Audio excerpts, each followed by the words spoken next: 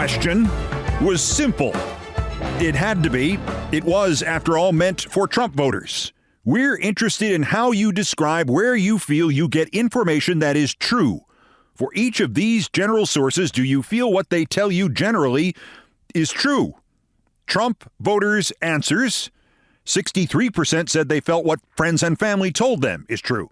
56% said conservative media figures tell them what's true. 42% said religious leaders do. And 71% said Trump tells them what's true. It's a cult. It's an unambiguous, inescapable, stranglehold cult. They believe Trump more than they believe their own families, or believe Tucker Carlson, or those nice pastors, Robert Jeffress and Paula White. Trump, 71%. And that doesn't mean only 71% of them believe Trump is telling them the truth, or that they think Trump is only telling the truth 71% of the time. Those answers could easily approach 100%. This is who they trust most for the truth. You don't want to know where medical scientists and corporate leaders and social media influencers finished. It is some comfort, I suppose, that among not the Trump voters in this new CBS poll, but in the likely Republican primary voters, President Biden is still slightly ahead of the last place liberal media figures, 10% to 8%. It's a cult. It is a cult. As surely as Jim Jones and Johnstown were a cult, and Marshall Applewhite and Heaven's Gate were a cult, and Hitler and his Nazis, and Saddam Hussein and the Ba'ath Party. Up is down, and lying is truth, and the leader is the oracle, and in a time of uncontrolled conspiracy theories, it's all that much worse. And it is not a coincidence that even in a time when religion, and I mean religion incorporated as opposed to spirituality or faith, when religion is more intertwined than ever with politics, Trump is still trusted for truth 48% more often than those religious leaders. He is the religious leader in this cult, and the key ingredient to accepting a cult leader or a religious leader or both is to pretend he has absolved himself of his sins and therefore will and can absolve you too. And I think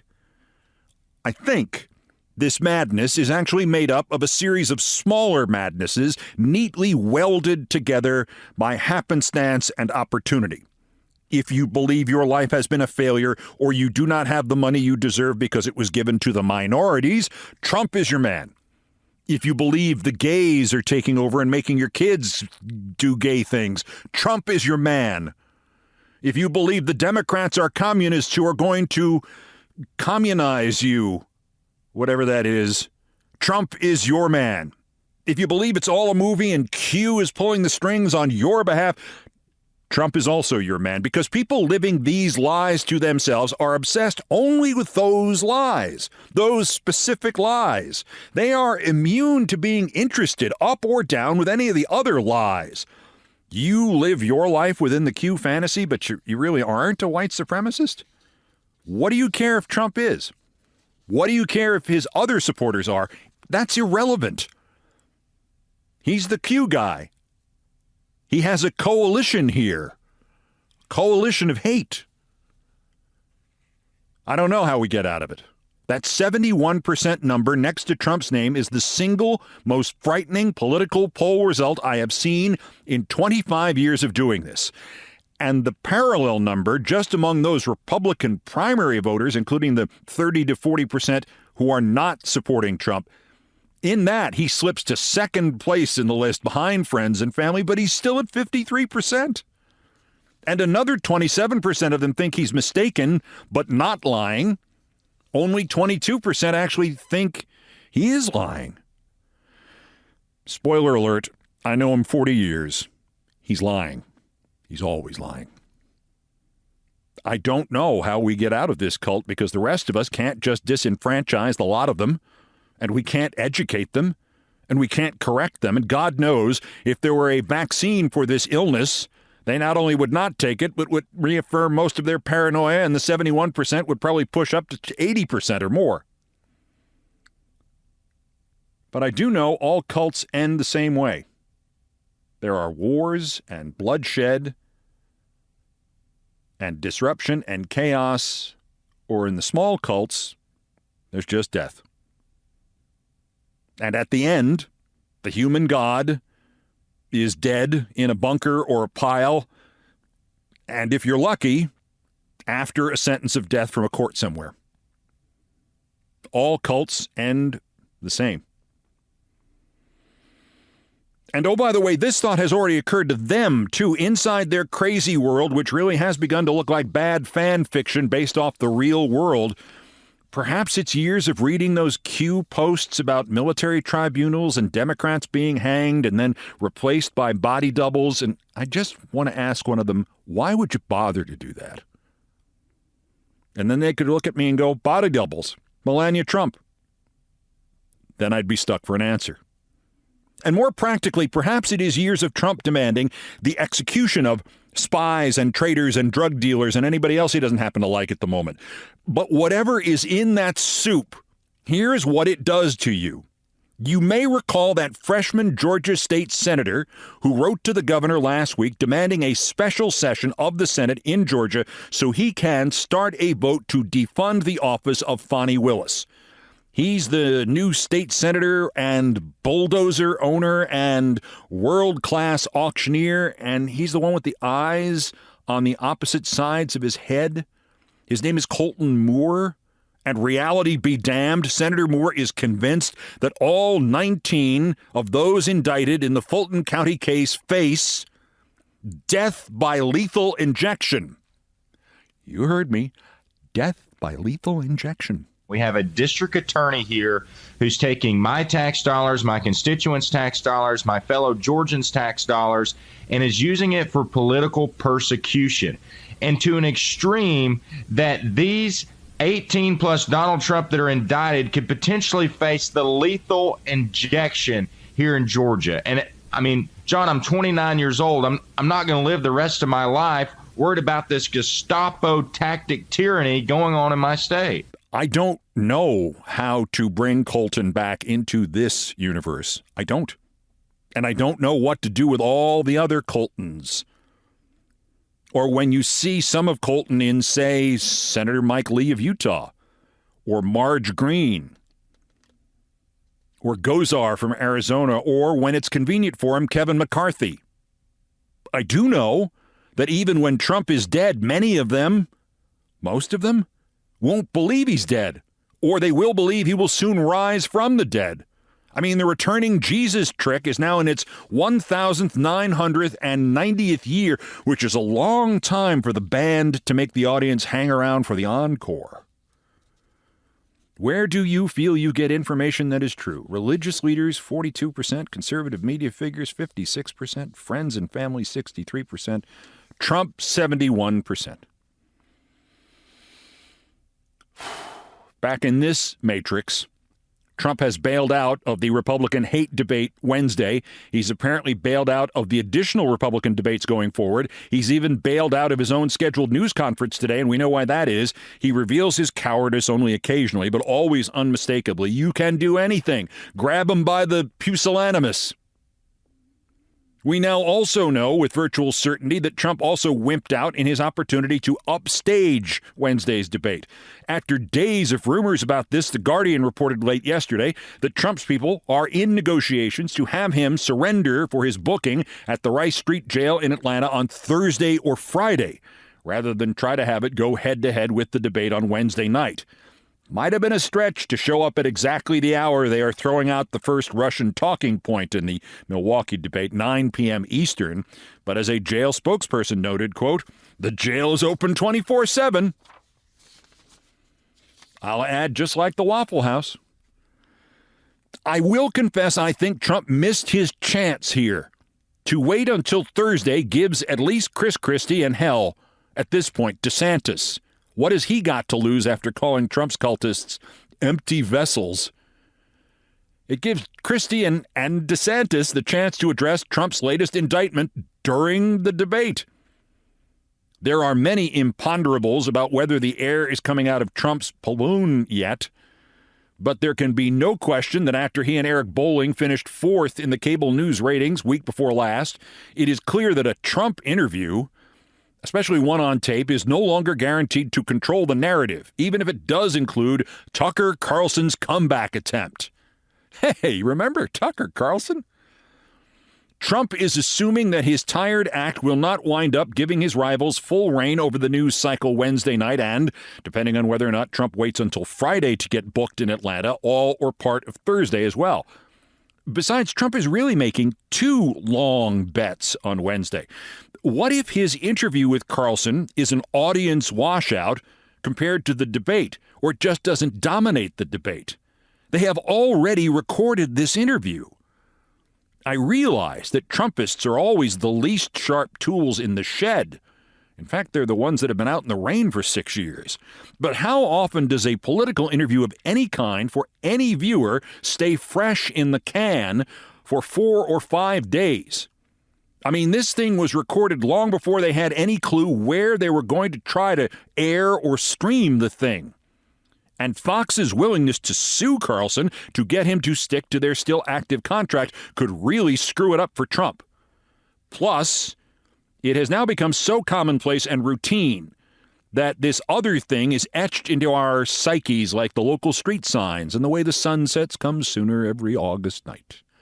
Trump getting booked for crimes just ain't what it used to be in the good old days of last April.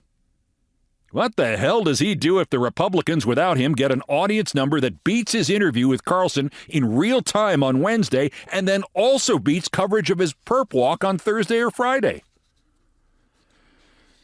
Trump will have enough trouble perp walking the tightrope that is the subject of the debates as it is, and with the website Bet Online placing the over-under for his weigh-in at the Atlanta jail at 273.5 pounds, any tightrope will be huge trouble for him. Just last October, his Nosferatu-like advisor Stephen Miller insisted if you're too afraid to have a moderated political debate, then you are definitely too weak to take on the drug cartels laying siege to Arizona, unquote.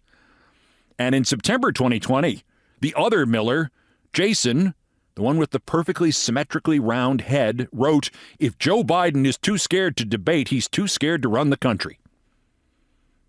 Although all of the fascists, not just Trump, all of them, exist solely for programming for stunts and publicity grabs, there's also something practical here. Any argument Trump gives for not debating the other Republicans this week or later will be draped around his neck, this time next year, as the real debates loom, and he cannot beat Biden without them, and Biden would risk almost nothing by not doing them. Still, zooming out for a moment, you do get the feeling that the other Republicans will be fortunate to get through the Wednesday debate without at least 3 of them falling off the stage. I have no metaphor here. I'm saying I'm expecting at least 3 of them to fall off the stage. DeSantis has another devastating leak out of his campaign now. First was the debate prep paperwork story, which might as well have consisted of 737 different pages of the instruction, "Stare daggers at them." Now comes some stuff handed to the Washington Post, in which campaign fundraisers have literally written down how they had planned to sell access to DeSantis. The Post has an email from his top fundraiser, Heather Barker, in 2019 reading, quote, "I could sell golf for $50K this morning." A Florida lobbyist and his wife wanted to play around with the then new governor, and Barker was explicit about how the donation could be arranged. All it was missing from the email was the subject matter, "I'm going to go peddle influence now." Wink emoji. Meanwhile, last night, Vivek Ramaswamy may have gotten his naivete caught in the door. Or his Vivek. The website Semaphore quoted 2 sources who said Ramaswamy had complained to Newsmax boss Chris Ruddy that he wasn't getting enough coverage on the Newsmax channel, network, stream, whatever. Ruddy, quote, suggested a solution, Ramaswamy told associates, buy more television ads on the network, unquote. The way Semaphore positioned this story, they do not have Ramaswamy saying that he was promised more news coverage if he bought more commercial time, but that was the implication that he, Ramaswamy, made. I am the last guy on earth here to defend Newsmax. But it responded to this story with a flat, angry denial, hinting at legal action, and Ramaswamy's tone deafness about everything would seem to include things like the fact that candidates do buy ad time on television outlets, whether they are shiny or sketchy. As a spokesman told Semaphore, quote, if candidates want to reach our audience outside of our programming, then of course advertising would be a good way for them to do this. This is the basis of all political advertising, unquote. I think Newsmax is right here. Well, another tooth just popped out of my mouth. Back to the prosecutions, and this is hardly a shock, but it seems to confirm the operating assumption of the last few weeks. ABC News reports Mark Meadows told Jack Smith's office that, quote, he could not recall Trump ever ordering or even discussing declassifying broad sets of classified materials before leaving the White House, nor was he aware of any standing order from Trump authorizing the automatic declassification of materials taken out of the Oval Office. It also reports that in an early draft of the prologue to the Meadows book, and remember, it was Meadows' ghostwriter and his publisher to whom Trump is heard showing off Mark Milley's Iran war plan, there was a description in the first version of Trump having a classified battle plan, quote, on the couch in his office at Bedminster. Meadows apparently told investigators he took it out and on his own impetus because it would have been, quote, problematic to reveal Trump had possession of that document. But an audio tape of him, possibly supplied by Mark Meadows' people, brandishing that document around like he was showing off a 1952 Mickey Mantle baseball card, that would not have been problematic, I guess. Mike Pence told ABC in response to this, on the record, that he wasn't aware, quote, of any broad-based effort to declassify documents, and said if there had been anything like that, Meadows would have known.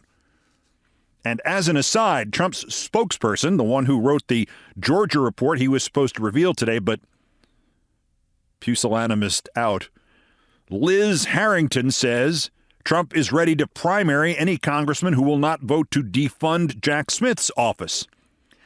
Frankly, I don't know if this is true or if it's just aspirational, to borrow a recently popular word. Trump's record on primarying people is dismal, and a bunch more losses could do him more harm than Smith can. Can't let the cult see you fail. On Friday, something even more fascinating and clearly less clear had emerged from all the prosecutions relative to January 6th. CNN's K-File found repeated instances of one of the architects of the fake electors scheme, the Trump attorney Kenneth Chesebro, indicted in Atlanta, but not, and just an unindicted co-conspirator in Washington. Kenneth Chesebro marching to and around the Capitol on January 6th with Alex Jones, crazy Alex Jones, and being photographed with Ali Alexander? I've posited previously here that a direct link between Trump and the Proud Boys or the Oath Keepers would be lethal to him. I don't think Chesebro is it. He's close, but he's not even as close as Ronnie Jackson, knowing to call the Oath Keepers for help during the violence at the Capitol, or Roger Stone's ubiquitous presence alongside the scum of the earth that whole month. I mean, the other whole scum of the earth besides him. Which brings us back to the cult. There is a UFC fighter, that's mixed martial arts, and his name is Colby Covington, and he is fully a member of this cult, and he went on Ingraham's show for some reason, and she asked him, possibly as a result of the last date we went out on in 1998 when she had, I believe, 10 Cosmopolitans just as the nightcap, and then her head started bobbing like a nodding dog statue. Ingraham asked him who would win in an MMA fight between Trump and Joe Biden. Well, now, I don't think you would be expecting any taped interview with a fighter to appear on Ingraham's show and him say, oh, Biden, absolutely. But still, Covington said Trump, quote, would drop a MAGA bomb on Biden. The thing with Biden is, you know, he can't even ride a bike. Okay. Look at Trump. He's going out to 3 rallies a day, flying across the country. Laura added, he has stamina. she's helpful like that. Stamina for days, Covington resumed. He's a cardio king. You've seen his hands. Those things are lunch boxes. Snackums, maybe. If he hits you with these hands, you're going to sleep. It's night-night. He said this out loud. And then they put it on television.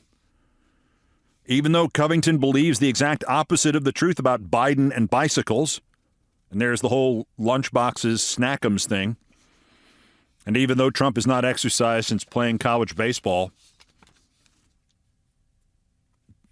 and he can barely lift his hands above his chest, and he can't walk down an incline without a hands-on guide, and most imperatively, Trump would get the crap beaten out of him by Laura Ingraham. Now, you're just going to have to trust me on that one.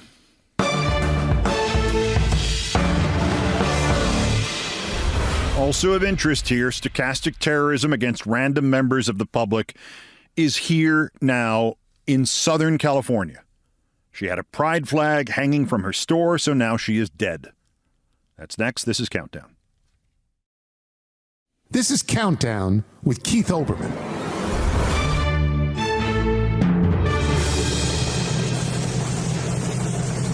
Postscripts to the news, some headlines, some updates, some snark, some predictions. Dateline Lake Arrowhead, California. If you think I overworked that phrase stochastic terrorism, think again. Think of the libs of TikTok psychos and everybody who has encouraged hatred and distrust of the LGBTQ community like Ron DeSantis. Friday night, an as-yet identified assailant went to fashion designer Lori Carlton's clothing store in Southern California, ripped down the pride flag she had hanging outside, and when she confronted him about it, he shot her to death. She was the mother of 9. The murderer fled, was confronted by police, and killed. This is a hate crime. It is hate encouraged by, and often directed stochastically by, the Republican Party. The sooner we start recognizing this, the sooner we can begin to do things to remove the threat that party and its cult members represent just to letting everybody not get killed. Dateline Connecticut, Sage Steele steps out of the worst persons list. My former SportsCenter co-host, it has to have been less than 10 shows, I'm guessing that, by counting my scars, really stepped up and stepped into it by announcing that she was a guest on The View. And while waiting in the green room with Whoopi Goldberg and Barbara Walters, this happened, quote, Barbara was standing over here in front of me. She just started to back up toward me and looked at me and got close and elbowed me. And it pushed me back into the wall and the trash can. I was like, what did she just do to me? This 140-year-old woman just tried to tackle me, unquote. Everything there is to know about Sage Steele is in that quote. First, she slimed a woman who cannot defend herself because she's dead. Secondly, she tried to tear down the rep of somebody who did something for other women in media, unlike Sage Steele. And maybe worst of all, or best of all, Sage Steele just revealed that a 5'4" woman who was 43 years older than she was able, with just her elbow, to knock a 5'11" woman into a garbage can. As the kids say, Sage, weird flex, but you do you. Dateline Los Angeles, fresh off the rather remarkable development that Dennis Prager, who the last time I saw him was a graveyard talk show host on local radio in Los Angeles, has managed to get his PragerU videos starring such educators as Adam Carolla and Michael Knowles into the school system in Florida. Dennis Prager may have actually managed to now get them removed just as quickly. Prager continues to bail water after a glorious decade or so in which he would speak this or that given prejudice or hatred, and his audience would say, "You were right," every time he voiced one of them. This makes one a little sloppy, I guess. Prager went on another conservative streaming show and insisted that while, say, masturbating to child pornography was evil, no, he didn't think the other thing was masturbating to animated child pornography. No, that was not evil. Would you use the word evil of animated child pornography? Because I certainly would. No, I would use evil only with behavior. That's where we might differ, forgetting the sex issue. You can't be evil You didn't do evil if you thought evil. You did evil if I'm if you masturbating committed. to animated pictures of pornography, I'm not doing something evil. That's correct. Yeah, I think that's despicable. Yeah. Really? Yes, of course. Ever since, Dennis Prager has been appearing on other conservative programming, trying all at once to make this seem like no big deal and not at all like a mental illness, while explaining it's not what he really meant, while refusing to just come out and say, no, I was wrong. It is evil. This might be a good moment to explain something a psychologist friend of mine once explained to me, the "they are more guilty than I am" explanation. Every time you see a fervent anti-groomer arrested for child molestation, or a homophobe caught with a male sex worker, or 4 of them, every time you see a fervent anti-abortionist who turned out to have paid for his mate's abortion, Herschel Walker, Congressman James Comer, etc., it's the "they are more guilty than I am" explanation in progress. The crusader who gets caught doing the very thing they are crusading so loudly against, my friend explained, is doing something they think is wrong or evil or whatever, usually in private, usually in secret, usually with great shame. They can't or won't stop, usually can't. So to rationalize it, to live with it, they become as completely opposed to whatever it is as possible. In their minds, this hypocrisy takes on a kind of numerical value. If their personal guilt at, say, just to pick something at random, masturbating to animated child pornography, if their internal sense of guilt about that is, say, a 75 on a scale of 1 to 100, they think that if they fight and ruin and even kill others who do the same thing, if they do that so much and so fervently that their opposition to animated child pornography becomes a 90, they're no longer actually guilty of it because their fight against it is 20 points more than is their partaking in it. Nothing to do with this Prager guy, mind you. Just mentioning it.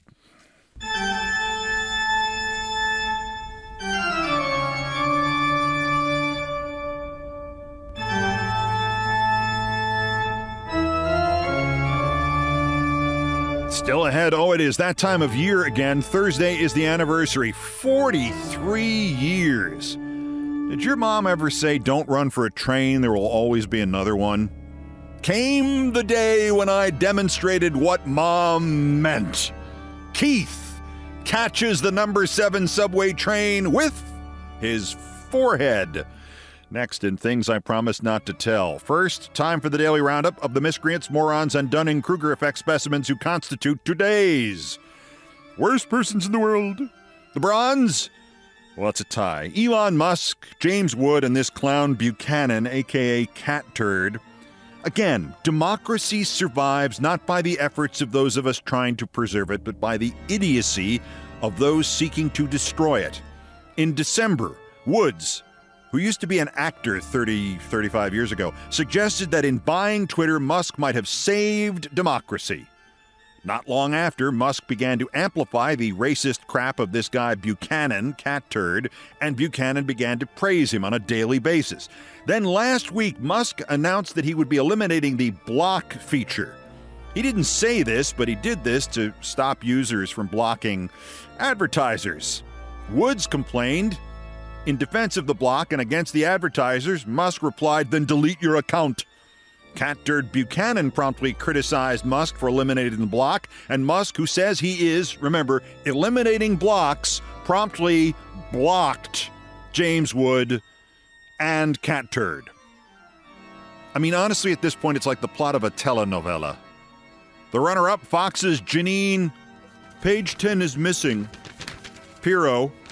If you need Fox and the fascists in microcosm, she authored a series of angry posts over the weekend about her Jaguar breaking down and Jaguar repair leaving her stranded in the parking lot of a Dunkin' Donuts in the Bronx with pictures.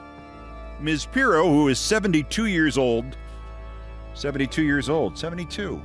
Age and IQ. She's shown in these photos dressed in a light white top and orange shorts, like she works at Hooters.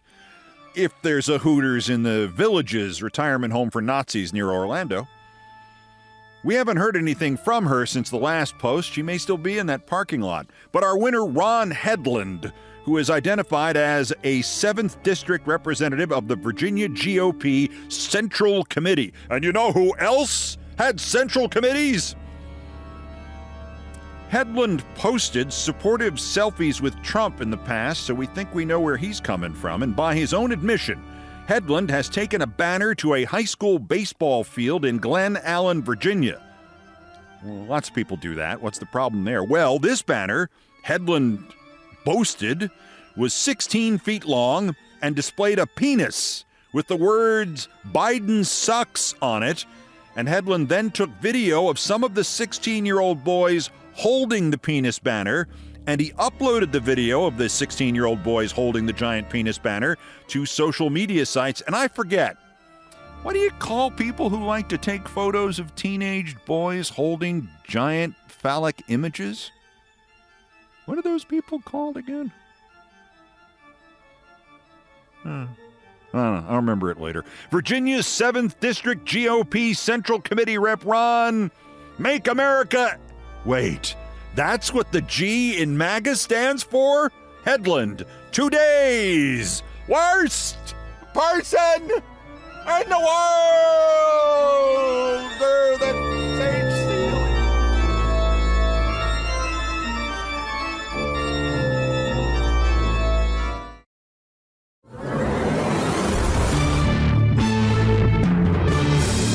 So finally to our number one story on the countdown on my favorite topic, me, and things I promised not to tell.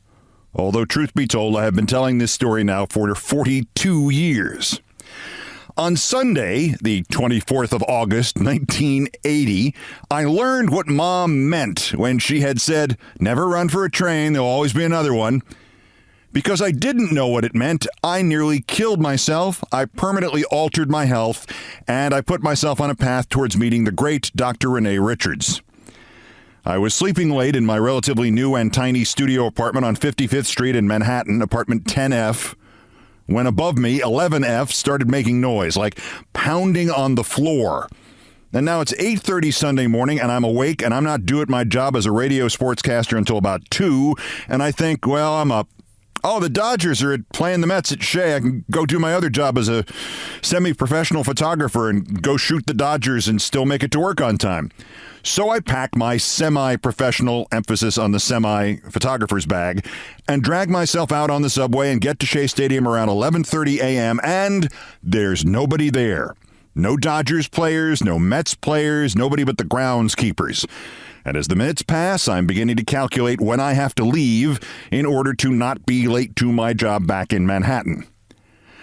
Weekend life in New York City in 1980 might as well have been 1910. I tell people this, they do not believe me. But when I worked weekends the next year in Times Square, I used to call into my newsroom from a payphone on Fifth Avenue and say, "Okay, I'm going to Arby's today. Who wants what?"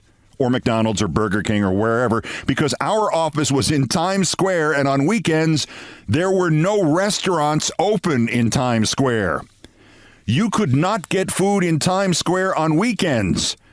Today, the same 4 square block area probably has 50 restaurants and fast food places. So the train back to Manhattan from Shea Stadium in Queens ran once every half an hour on that Sunday in August of 1980, and as I looked at my watch, I realized I should have left the field 3 or 4 minutes ago. If you went out the press entrance and exit at Shea Stadium, you could see the train approaching the elevated station out behind right field, and if you had just seen it, if it had just become visible, and if you then ran your fastest, you could make it to the viaduct that crossed the parking lot and led you up towards the station platform. And if you could get your subway token out and into the turnstile slot with one fluid overhand motion, and if you kept running all the time, you could just make the train. If you didn't, you would be waiting half an hour, unless maybe the next train was late or on fire somewhere. Sure enough, as I got out of the ballpark, I could see the Manhattan-bound train just appearing at the horizon. I was 21, my knees still worked, and I ran. And I got into the viaduct, and I got the token out of my pocket, and I got it into the slot like Daryl Dawkins doing a tomahawk slam. And I not only made the train, but I made it by so much that I styled. I celebrated. I congratulated myself. I was guilty of premature jocularity. I could have just slowed to a triumphant jog and gotten a seat, huffing and sweaty, but eminently satisfied and on time for work. But no, I decided to make an exultant, joyful leap. The next thing I registered was the loudest sound I had ever or have since ever heard, as if 600 gongs had gone off simultaneously, or a dozen church bells, or every alarm clock that had ever awakened me from the deepest of sleeps. Something like this, but inside your head. Bong! What had happened was, forgetting that I was no longer 6 feet tall, as I had been even 2 years before, but was now just under 6'4", my leap had ended with me slamming my forehead on the flat metal bar just above the train doorway. An inch higher, I might have blinded myself. The bar, an inch above the doorway, is in fact, as I found out later, the thickest piece of metal on a New York City subway train. As it was, my momentum carried me safely into the train. I hit the floor. I saw my sunglasses go flying off and rattling down towards the back of the train like a plastic rat. I heard the train doors close. I felt the blood on my head and in my hair, and I crawled up onto the plastic bench seating behind me. The mass gong sound continued in my head, and my first cogent thought was to see the blood on the train floor and think, oh, I have spilled blood all over their train, and I don't have anything to clean it up with. Similar nonsense continued to bounce around my concussed size 8 noggin for seconds, maybe minutes. It was beginning to really hurt, and of more practical import, the bleeding had not really stopped. At this point, an older woman sitting more or less across from me handed me a small packet. It was a wet wipe. I mumbled thanks, opened it, dabbed it on my forehead for a second, and was surprised to find it instantly inundated with blood. This was the first time it occurred to me that I might be in real trouble on the number 7 local train to Grand Central and Times Square. Apparently, this thought occurred simultaneously to the woman with the wet wipes and to her friend. I think you're kind of hurt, one of them said to me. Let's get you to the hospital. There's one a couple blocks from the next stop. Now, understand this situation. The New York of 1980, and particularly the subways of 1980, were not nice places. 2 years later, I took a rush hour train to my job at CNN at the World Trade Center and was annoyed to find one guy who had sprawled himself over 3 seats with a newspaper covering his face. 9 hours later, when I went home, I got onto a train and saw the same guy with the same newspaper on the same seats, because it was the same train, and more importantly, because he was dead.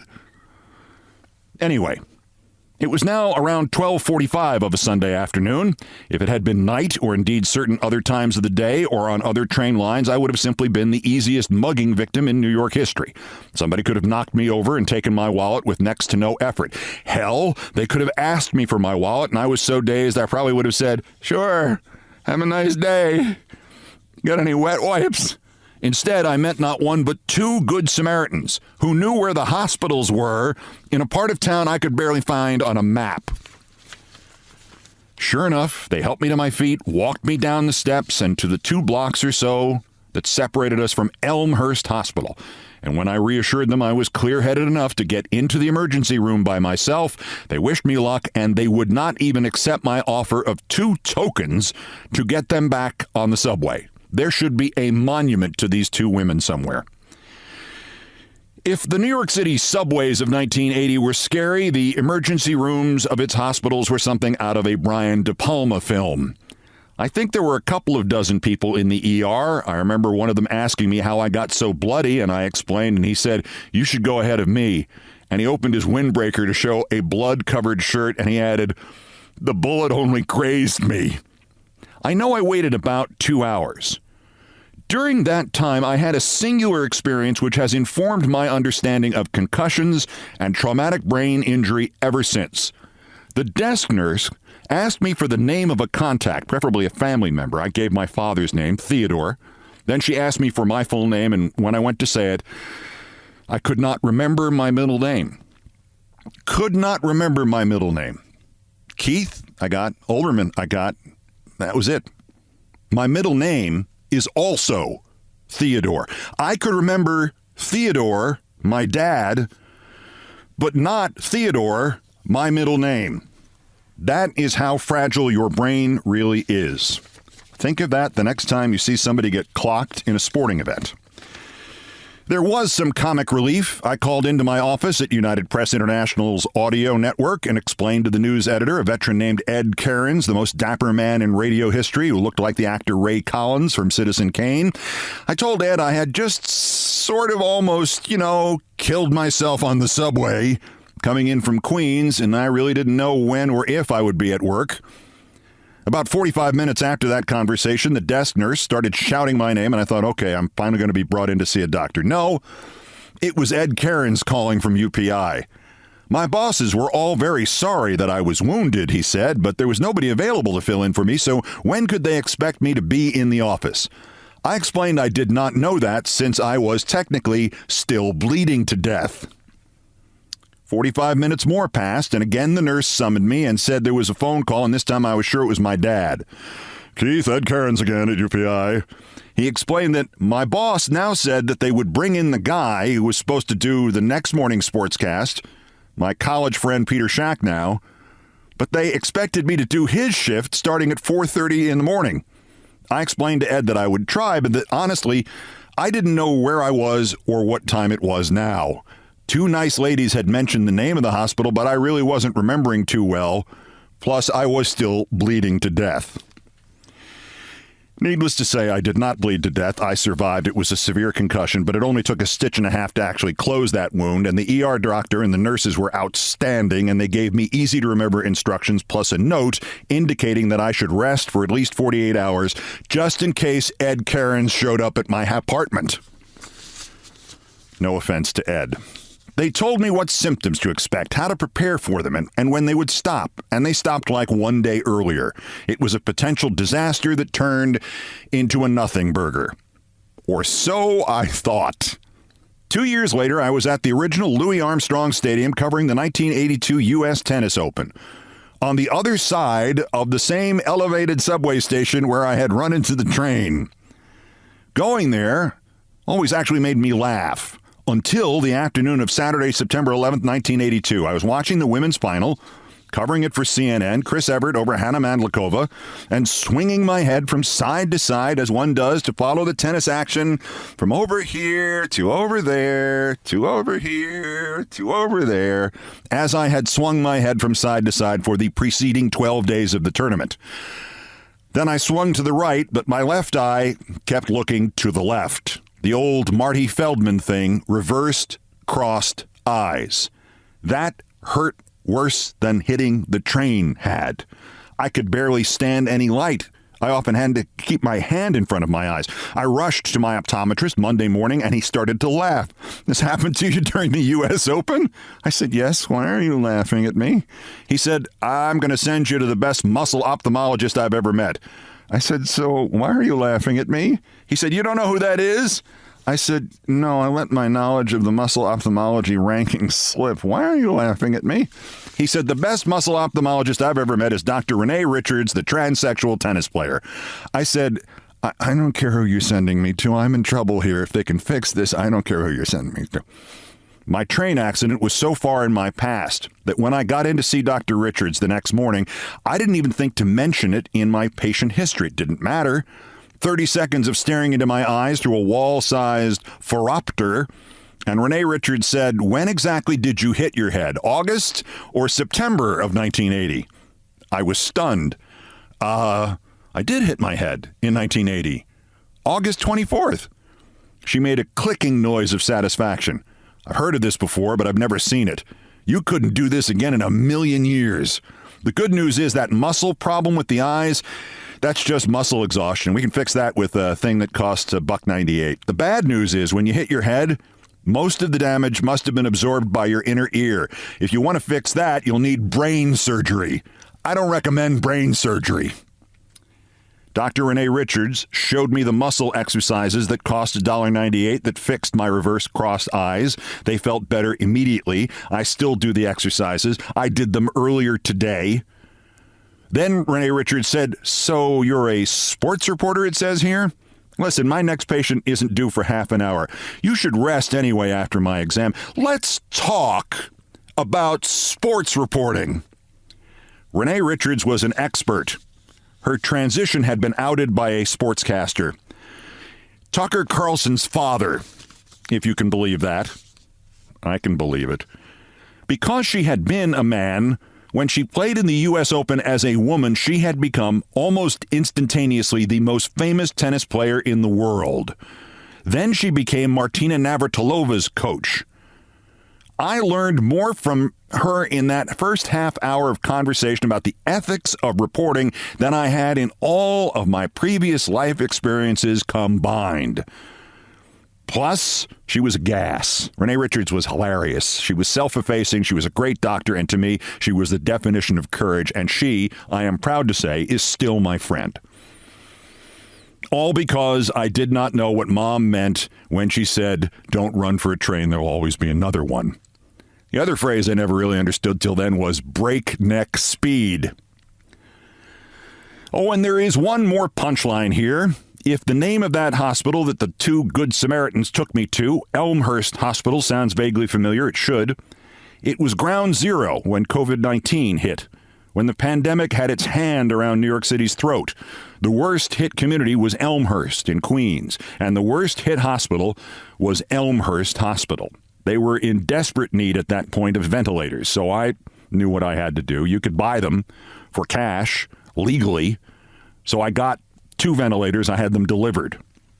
One for each of the ladies who helped me to get off the damn train that day.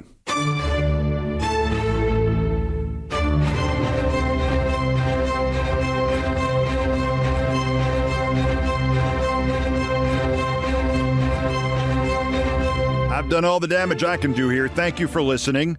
Hey, sometime yesterday or maybe late Saturday night, we crossed the 2 million audience plateau for August.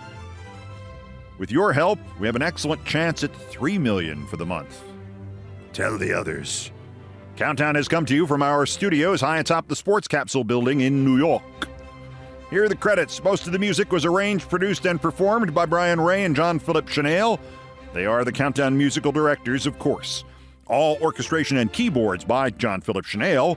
Guitars, bass, and drums by Brian Ray. Produced by TKO Brothers. Other Beethoven selections have been arranged and performed by the group No Horns Allowed.